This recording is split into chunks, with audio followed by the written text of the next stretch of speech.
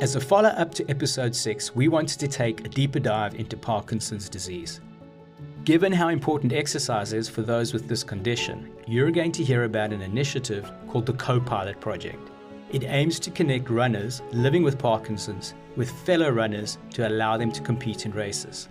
To quote Yvonne Malan, its founder, "Our logo is a Spitfire as a nod to Sailor Malan. And our motto is, so others may run." A number of races have already been completed and race organizers have been willing to help. If you are interested in learning more, get in touch with Parkinson's South Africa. You can find a link to their website at facetheattack.com. We are also going to hear more from Rakesh and Michelle, two inspiring people, reflecting on Sailor Malan and his battle with Parkinson's. They talk about challenges, impacts, and strategies for those with Parkinson's, as well as stories of hope. Share their story with anyone you feel may be impacted by the disease and inspired by those working on the front line.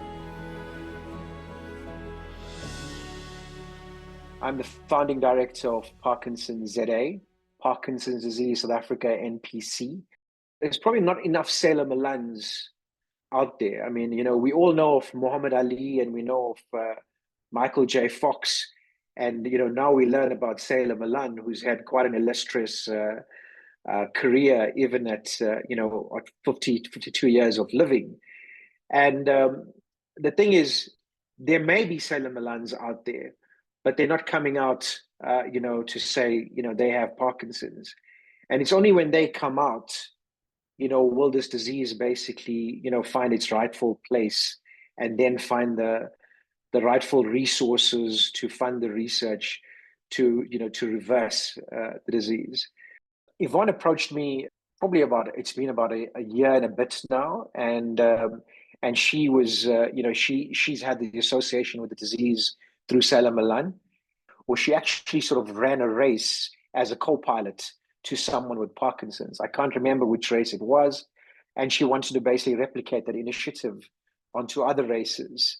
As an organization, we have 0 prescriptions. So, do it under the banner of Parkinson's ZA, and, we'll work together. And so we just, we developed quite a healthy relationship since, and we share a lot of information.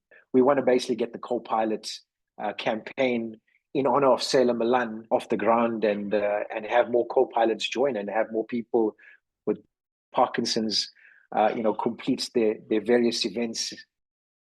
My association with the disease is my mum had Parkinson's for some 16, 17 years. And when she passed on in 2021, we wanted to basically give back to the community with what we learned, and starting by sort of creating an ecosystem for people impacted by Parkinson's disease. We had to build a bit of an ecosystem around her in terms of caregiving support, in terms of whatever physiotherapy, occupational therapy, we could basically bring to her.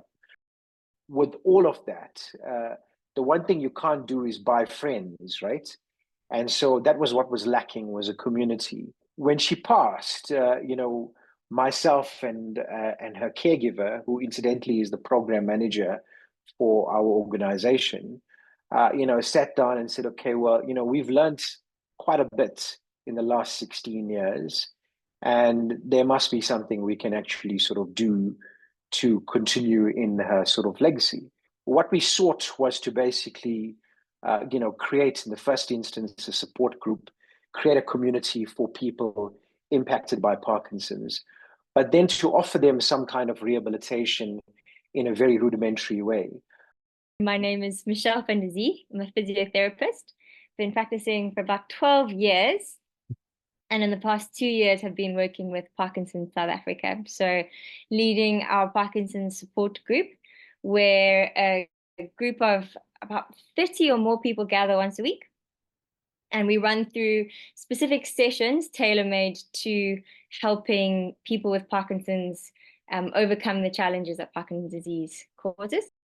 I have probably learned most about Parkinson's through the people with Parkinson's. So through conducting the group and through their feedback and their shared experiences. So there is plenty of research and knowledge out there, and we share what we can, But the real richness from my experience has come from the participants sharing their lived experience of Parkinson's. So some of the challenges and the uncertainty of the disease. So from a purely physical perspective, our focus is on maintaining strength or regaining strength of their muscles, as well as range of motion of their muscles, because very often Parkinson's patients are very stiff and very rigid.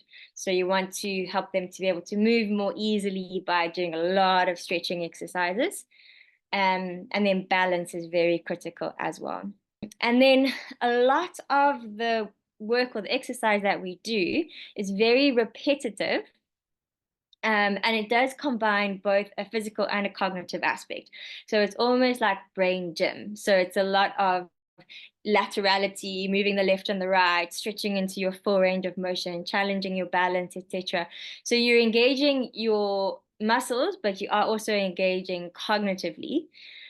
And then the goal of doing repetitive work is that you can actually then begin to access your habit center. So where functions like walking used to be subconscious, and now you have to rely on your conscious brain to walk. If it can become a habit, it takes a lot less effort. So the more you practice something and you develop the habit of good posture, develop the habit of walking well, the less you have to draw on constantly of cueing yourself to stand up straight, to take big steps, to walk, etc., like that. So yeah, that's the work that we do. We do group sessions, so it's a lot of people, but they all leave with a homework and a handout to practice with. And the more repetitive they are with their exercises, the better outcomes they always have. Then it's a lot of fun as well. We're very fortunate to have a group who have a great sense of humor as well. So yeah, we have a lot of fun. We do dances together and Tai Chi and yoga, and it's great. You know, they say if you don't laugh, you'll cry. So, and they really, really are fantastic at, you know, finding a sense of humor in their difficulties and sharing it with the group. And it also kind of breaks any shame or, it just brings it to the light, and you feel so much less alone knowing that there are other people also on this road. Yeah, I mean that's the reason we use we use the phrase "people impacted with Parkinson's," not people with Parkinson's, because it collectively includes the family members and the caregivers. And just to latch on to what Michelle is saying, our slogan is "You can thrive with Parkinson's," and central to that objective was our relationship with the Parkinson's Disease and Movement Disorder Society of India, recognizing that they have a similar challenge in terms of a healthcare system, in terms of societal priorities, and therefore funding for causes like ours. What we found was something that could be easily replicated, from an urban area to a peri-urban area to a rural area, from a medically insured fraternity to a medically uninsured fraternity. So that was important to us, something that was and also affordable to replicate across that. That PDMDS, in short for Parkinson's Disease Movement Disorder Society of India, encompassed a multidisciplinary support, which incorporated physiotherapy, occupational therapy, speech therapy, and most importantly, just general sort of lifestyle tips for people with Parkinson's. So our sessions, which Michelle delivers, is everything from teaching someone how to brush their teeth, how to put their clothes on, how to get off the bed, how to dismount a car, to exercise, and as Michelle said, to keeping your joints flexible, developing this habit so you can regain your subconscious movement. So the organization in India were fantastic. They basically developed the content, also the scripts for each session. So each session has a focus on a specific difficulty that someone with Parkinson's might have, whether it be dressing or walking or balance or flexibility. We've got about, I think, over 50 different scripts of different challenges to work on. I have learned so much. Of course, I bring my physio background of understanding the foundations of it, but learning specifically for Parkinson's has been super beneficial.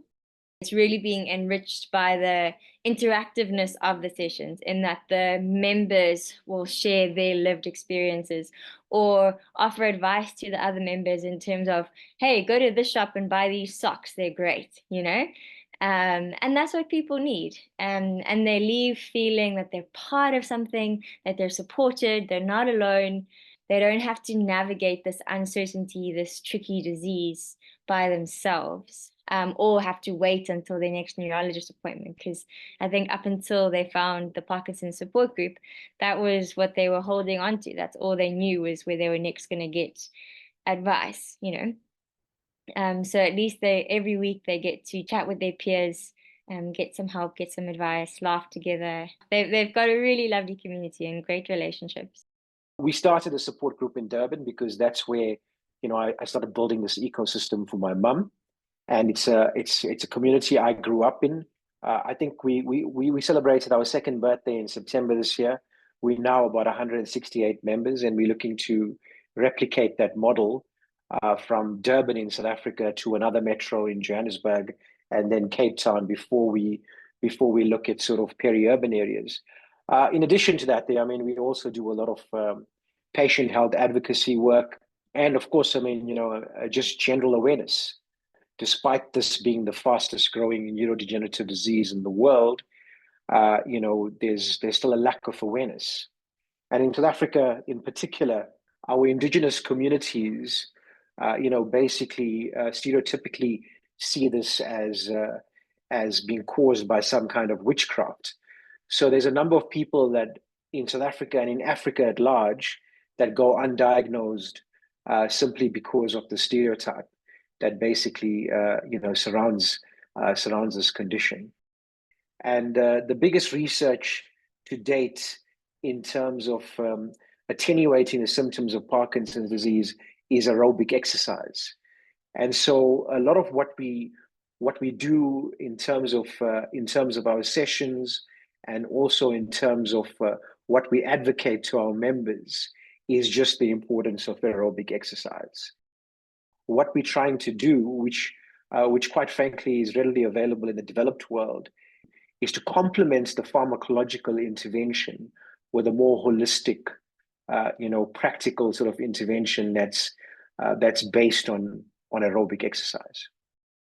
We even have a program called the Movers and Shakers, where we basically encourage athletes, swimmers, and our youngest mover and shaker is a chess champion. So we've moved slightly from aerobic exercise just to raise funds. I think in a nutshell, I would say do what you can and don't lose hope, because there is always hope. Things might be difficult, but it doesn't mean it will be this hard tomorrow. And find a community. Don't do it alone. One of our members gave us some feedback and he told us how much he enjoyed the group. But he says, I have one complaint. Why did it take me so long to find this group? Why didn't you start this sooner? So find a community, and I think have grace for yourself and have grace for the people who are taking care of you as well, because it is a significant burden as well to be taking care of someone who has Parkinson's. They love their people, but they sacrifice a lot. We actually struggle to find, in South Africa, like even amongst our members, to find prominent people with Parkinson's in South Africa. It's not that they don't exist, they do. But if they can come out and basically stand up, it'll make such a big difference to everyone else impacted with Parkinson's.